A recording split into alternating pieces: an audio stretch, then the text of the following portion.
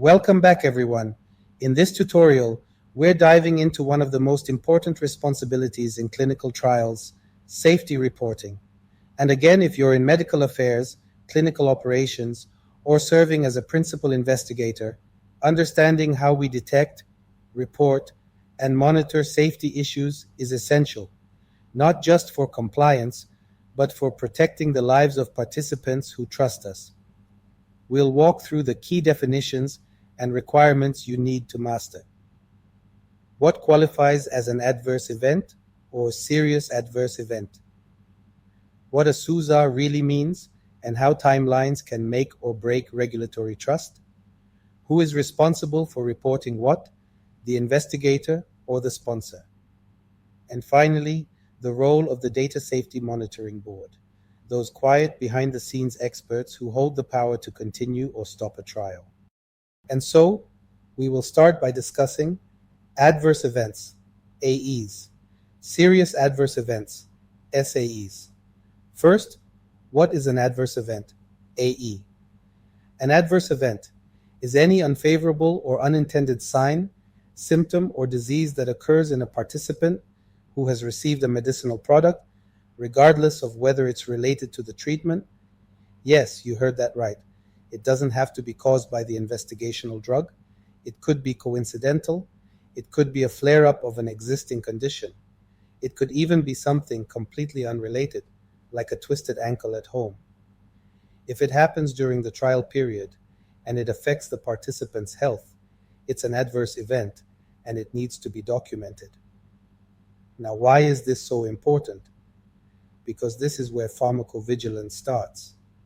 These reports, when collected across thousands of patients, can uncover hidden safety signals, patterns, or risks that weren't visible during early phases. So every adverse event counts, even the mild ones. Let's now define the serious adverse event. A serious adverse event is an adverse event that results in any of the following: death, life-threatening condition, inpatient hospitalization, or prolongation of existing hospitalization, persistent or significant disability, incapacity, congenital anomaly, or birth defect, or any other situation that requires intervention to prevent one of these outcomes. Notice the difference. Serious adverse events have real, immediate clinical consequences, and because of that, they trigger specific reporting timelines and responsibilities. For instance, serious adverse events must be reported immediately to the sponsor, often within 24 hours of becoming aware of the event. And if you're wondering, but what if I'm not sure it qualifies as a serious adverse event? Here's the rule of thumb. When in doubt, report. It's better to over-report than to miss something critical. So, how are these events reported? Once an adverse event or serious adverse event is identified, the process begins. Documentation in the source, documents and electronic case report forms, ECRFs, initial assessment of seriousness, severity, and causality. Sponsor notification, especially for serious adverse events. Follow-up reporting, especially if new information becomes available. Investigators are required to document their medical judgment. Is this related to the investigational product? Was there an alternative explanation? The sponsor, on their end, conducts additional reviews, including signal detection across global studies, and submits reports to regulatory authorities, ethics committees, and even other investigators participating in the trial. This ecosystem of real-time, transparent communication is what protects the integrity of the trial and the safety of participants. What about medical affairs and their responsibilities in safety reporting? If you are in medical affairs, you may not be entering adverse event data or managing ECRFs, but you play a critical role in scientific oversight, communication, and training. When you're engaging with study investigators, it's vital that you reinforce the importance of timely adverse event reporting. When you support investigator-initiated studies, IIS, you must ensure the teams understand their reporting obligations. And when safety trends emerge, you're often the bridge between the clinical side, the regulatory team, and external stakeholders. So safety is everyone's responsibility. But what happens if we miss it? Now you might be asking, what if adverse events or serious adverse events are not reported properly? Well, it's not just a compliance issue. It can delay drug approvals, damage an institution's reputation, lead to regulatory findings during inspections, and, most seriously, put lives at risk. That's why safety reporting is not a task. It's a culture. It's about creating a mindset where everyone in the clinical trial ecosystem understands. If something happens, we report it. Full stop. So remember, every cough, rash, headache, or lab value shift could be data. Every hospital visit, unexpected symptom, or serious concern must be reported. And every team member, from CRA to PI to medical affairs, has a role in keeping patients safe. That's the heart of ethical clinical research. That's what makes the difference between a study that simply checks boxes and one that earns trust. Let's now move into one of the most critical and often misunderstood areas of safety reporting in clinical trials, SUSARs and their reporting timelines. I know the term SUSAR sounds like regulatory jargon, but I promise you, by the end of this session, it'll make perfect sense, and more importantly, you'll understand why it matters for every investigator, sponsor, and medical affairs professional involved in clinical research. First, what is a SUSAR? SUSAR stands for Suspected, Unexpected, Serious Adverse Reaction. Let's break that down. Suspected, there's a reasonable possibility that the investigational product caused the event.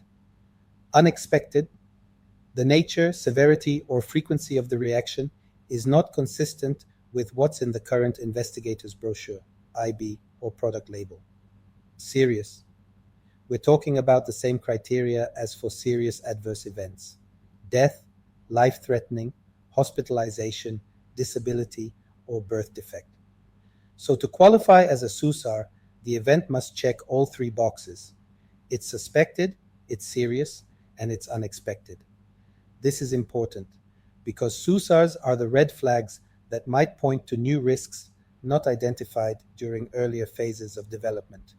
And regulators, ethics committees, and investigators must be alerted fast.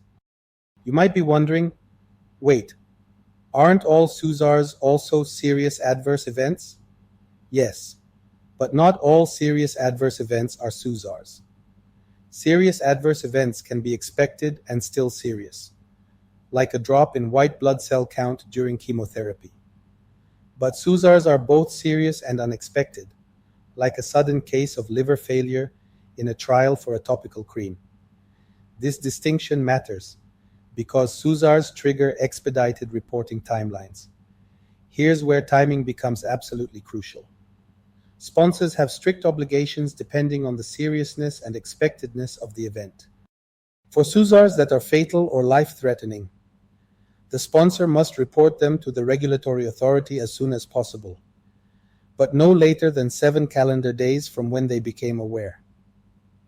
A follow-up report with more details must be submitted within 8 additional days.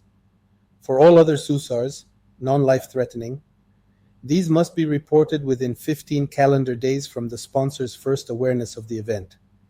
And remember, it doesn't stop at the regulators.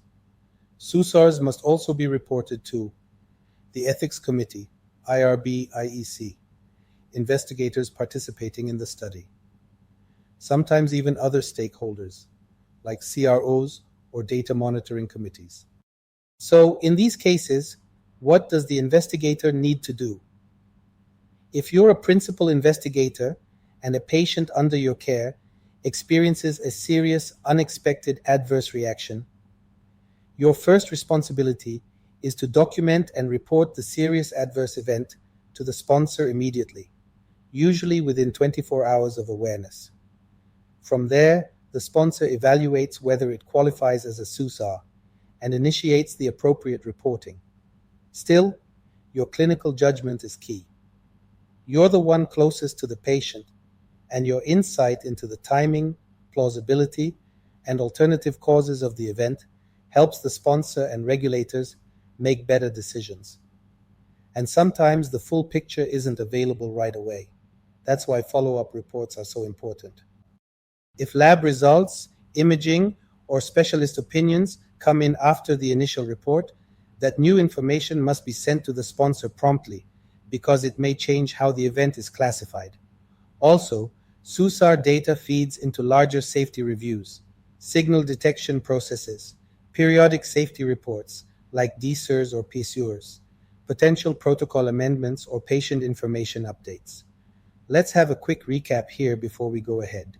SUSAR, suspected, plus unexpected, plus serious.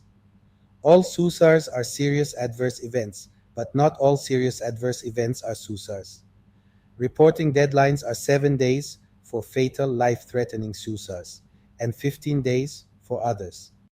Investigators report serious adverse events to the sponsor immediately, usually within 24 hours.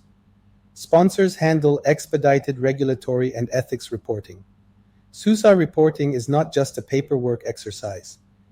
It's a lifeline in the safety monitoring system, one that protects current participants and shapes how future patients are treated. So whether you're reviewing an adverse event in your role as a CRA, investigator, or medical advisor, always ask, is this unexpected? Is it serious? Could it be caused by the drug? Because that one report, filed on time and correctly, might be the alert that prevents harm for hundreds of patients down the line.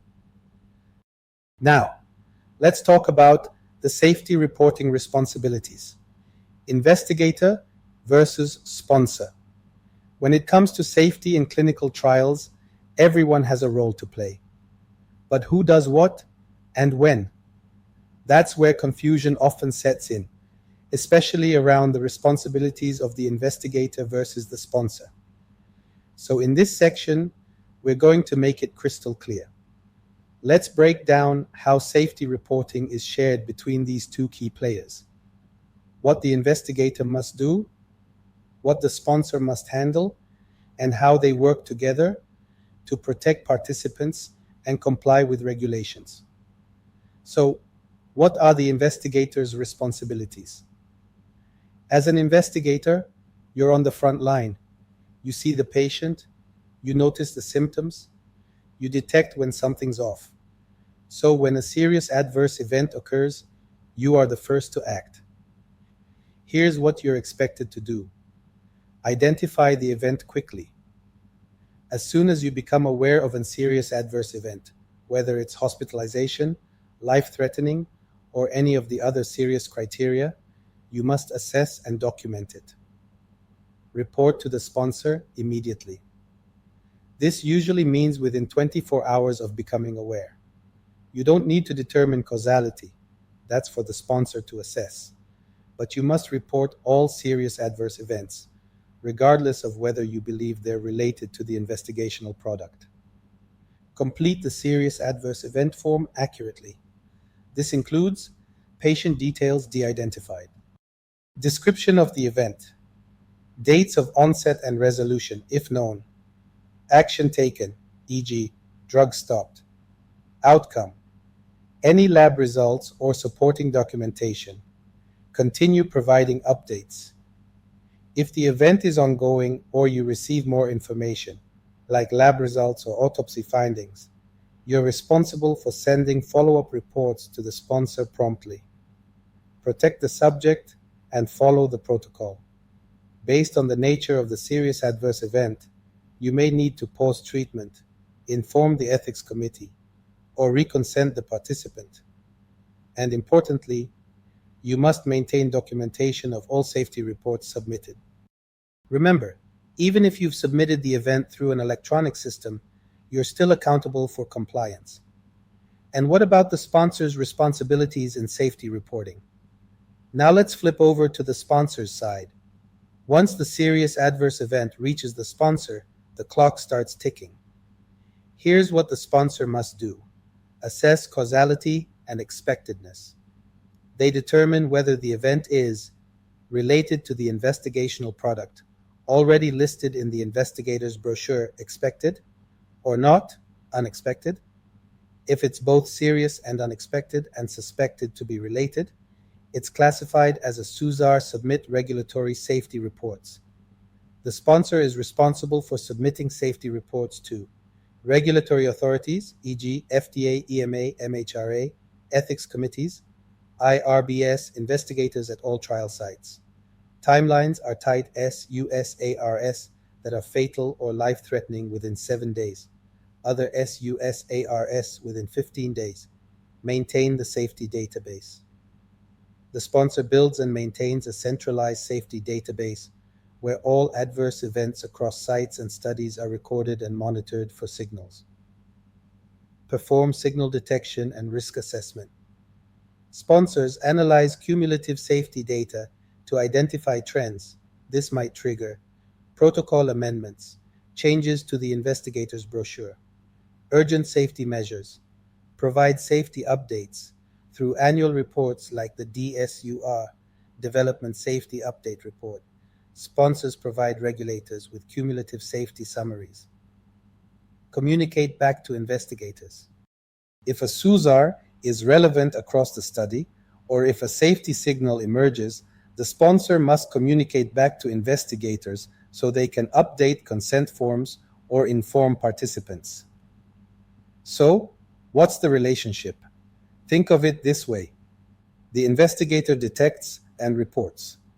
The sponsor evaluates, acts, and escalates.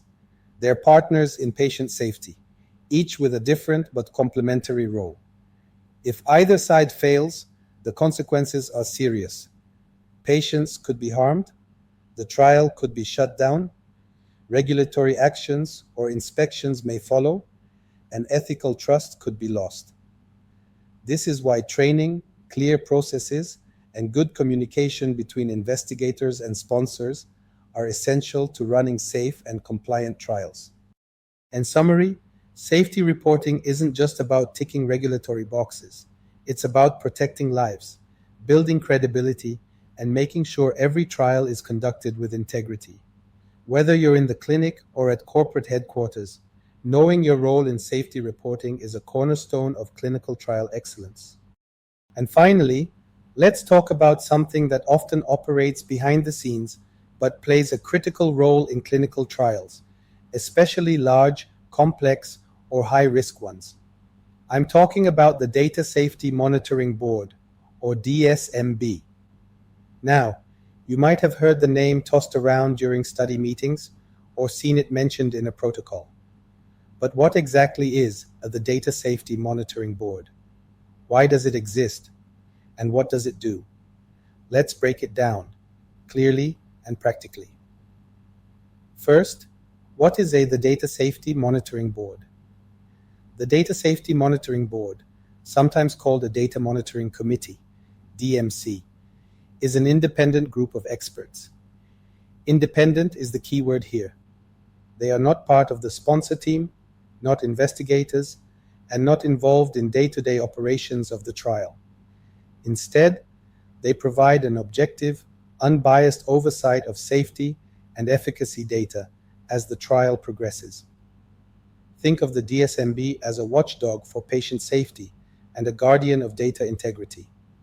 They exist to monitor trends, spot red flags early, and ensure the trial is ethical, safe, and scientifically sound. O must be thinking, who makes up the Data Safety Monitoring Board? Typically, the Data Safety Monitoring Board includes a multidisciplinary group of experts. It's often made up of clinicians with experience in the therapeutic area, biostatisticians who can interpret interim data and identify patterns, sometimes ethicists or patient advocates, occasionally pharmacovigilance experts or clinical trial methodologists. All of them sign confidentiality and conflict of interest agreements. Why? Because they get access to unblinded, sensitive data long before anyone else does. They know which group is getting the drug, who's in the placebo arm, and what outcomes are emerging, well before the study ends. This early insight gives them a heavy responsibility. They can literally influence whether a trial continues, pauses, or stops altogether. So, what does the Data Safety Monitoring Board do? Let's get into the core responsibilities. Here's what the Data Safety Monitoring Board is tasked with. Reviewing safety data.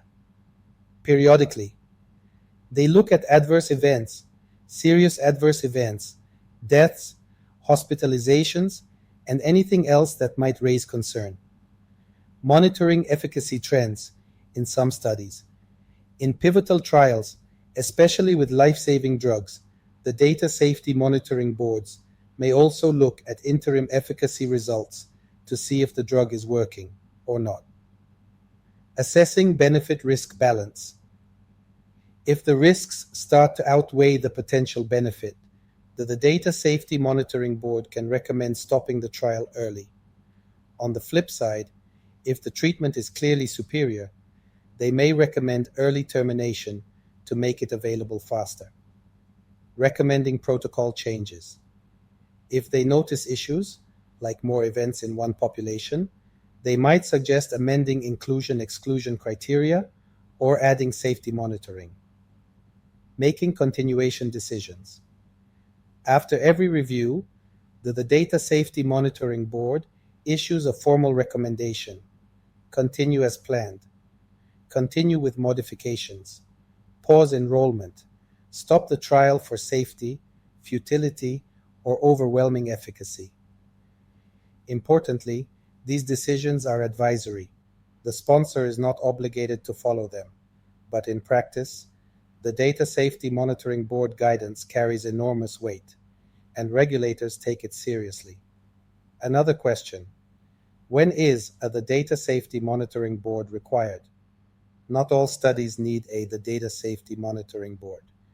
They are typically required or strongly recommended in trials that are blinded and randomized, involve high-risk populations or life-threatening conditions, include interim analyses with stopping rules, have large sample sizes or long durations. Regulatory agencies like the FDA or EMA may mandate the Data Safety Monitoring Board for certain trials, especially for oncology, vaccines, or pediatric indications. But what's the relationship with investigators and sponsors? This is where it gets a bit nuanced. The investigators do not have access to the unblinded interim data reviewed by the Data Safety Monitoring Board. That's to preserve the integrity of the trial and avoid bias. The sponsor doesn't attend the Data Safety Monitoring Board meetings either, but they coordinate the logistics, provide the data, and receive formal recommendations after each review. So it's a closed loop, independent review, formal communication, sponsor action. This is important if you're in medical affairs, clinical operations, or serving as an investigator, because understanding the role of the Data Safety Monitoring Board helps you appreciate why some data isn't shared mid-trial, why certain protocol changes happen, how participant safety is protected behind the scenes, and how trials stay ethical even as complex risks emerge. It's not just about monitoring, it's about proactive protection. So, to recap, every adverse event and serious adverse event reported matters. Every SUSAR must be tracked and shared within strict timelines. And the collaboration between investigators, sponsors, and independent monitors, like the Data Safety Monitoring Boards, is what keeps clinical research both ethical and safe. As professionals in this space, we're not just following rules, we're upholding a duty of care. Safety reporting isn't paperwork, it's protection. Thanks for joining me in this session. Let's keep building your clinical research expertise, one safeguard at a time. See you in the next tutorial.